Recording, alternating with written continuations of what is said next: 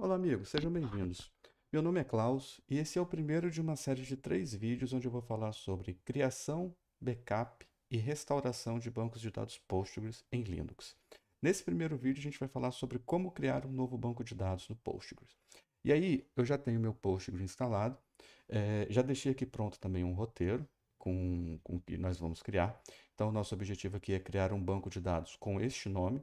E aí, na criação do banco de dados, a gente também vai estabelecer um novo usuário e uma senha para esse banco de dados. Então, tanto o banco quanto o usuário e a senha terão o mesmo nome e também terá uma estrutura de diretórios específica para armazenar os dados deste banco. Então, beleza, pessoal, bora começar.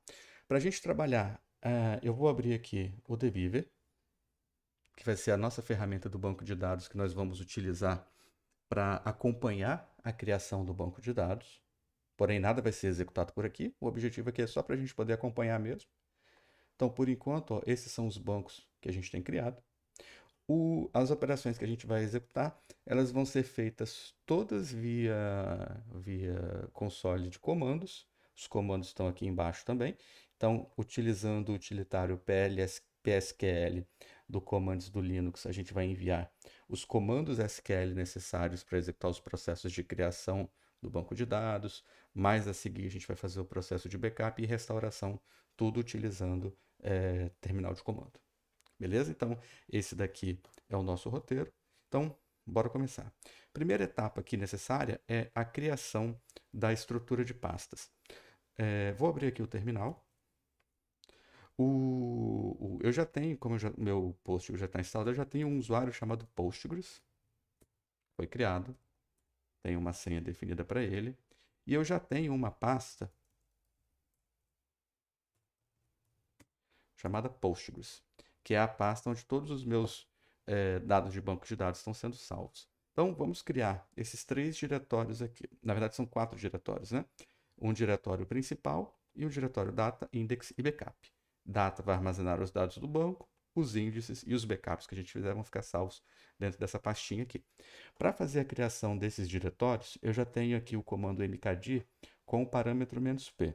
Esse parâmetro "-p", ele determina que tudo que eu colocar aqui, ele já vai criar automaticamente. Então, por exemplo, digamos que esse diretório não exista e eu estou indicando que eu quero esse diretório data. Automaticamente ele já vai fazer a criação dos demais diretórios necessários para chegar nesse final aqui. E outro detalhe é que o mkdir, ele me permite que eu crie vários diretórios de uma vez só. Então, coloco tudo aqui de uma vez, copio isso, venho aqui, colo aqui no meu terminal de comandos, dou um Enter e os meus diretórios estão criados. Aqui, cd, pg, data, ls e aqui está nosso diretório criado. Então, beleza. Então, com os nossos diretórios já criados, a gente vai começar a enviar os nossos comandos para o banco. O primeiro comando aqui é o comando para a criação de um novo usuário. Então, como eu estou criando um banco de dados, eu quero ter um usuário específico para poder manipular esse banco de dados, então eu já vou, antes de criar o banco, vou criar esse usuário. Então, essa é a sintaxe para a criação do usuário. Eu vou colar esse roteiro aqui depois na descrição do vídeo também, não preciso se preocupar com isso agora. Vou só copiar, colar. Então, create role significa que o nosso usuário foi criado. Em seguida, eu vou criar aqui uma table spaces para armazenar os dados naquele diretório data que foi criado no passo anterior. Então, table spaces criada. Uma segunda table spaces para armazenagem dos índices. Table spaces criada. E, por fim, a gente vai criar o nosso banco de dados. Então, estou criando aqui um banco de dados com aquele nome que eu já defini, tendo como o owner do banco de dados, o proprietário do banco de dados, o usuário que foi criado no passo anterior, utilizando aqui algumas configurações de template e encoding de acordo com o sistema que eu quero que esse banco de dados seja utilizado. Eu também estou indicando aqui para ele qual que vai ser a table spaces que ele vai utilizar, que é a table spaces que foi criada no passo anterior. Então, vou copiar isso daqui, vou colar, vou dar um Enter. E beleza. Com isso, pessoal, ó, o meu banco de dados, ele já foi criado. Se eu der um refresh aqui, ele já vai aparecer, ó, acabou de aparecer aqui no nosso Debeaver, então nosso banco de dados ele já está criado. Faltando apenas eu fazer o teste da conexão. O sistema para qual eu quero configurar esse banco de dados, ele utiliza conexões ODBC. Então, para fazer essa configuração para criar essa conexão ODBC, eu já tenho a interface ODBC instalada, eu só preciso editar o arquivo de configuração dela. Então, para isso, eu vou usar este comando aqui. Só que eu preciso sair desse usuário, então eu vou dar aqui um cd barra, vou sair desse usuário e vou logar com o meu usuário com privilégios de superusuário. Feito isso, vou dar um Enter. Tenho aqui já várias conexões ODBCs criadas. Vou pegar a conexão que está lá no nosso roteiro, que é essa daqui,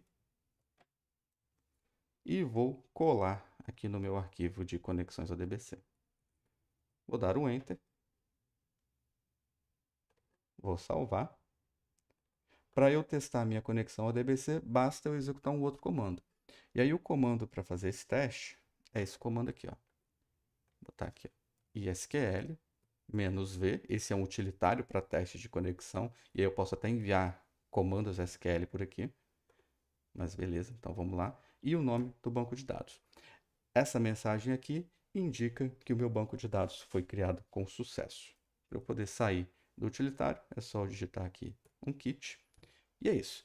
Então é isso, pessoal. Nesse primeiro passo aqui, nosso objetivo foi atendido. Era fazer a criação dos nossos bancos de dados com o menor tempo possível e da forma mais fácil possível. Vou colocar esse roteiro aqui na descrição do vídeo. Espero que vocês gostem. E se vocês quiserem receber notificações de novos vídeos sobre banco de dados, sobre desenvolvimento sobre Linux, não deixe de se inscrever no canal. Então é isso, pessoal. Até o próximo vídeo, onde a gente vai tratar da opção de backup.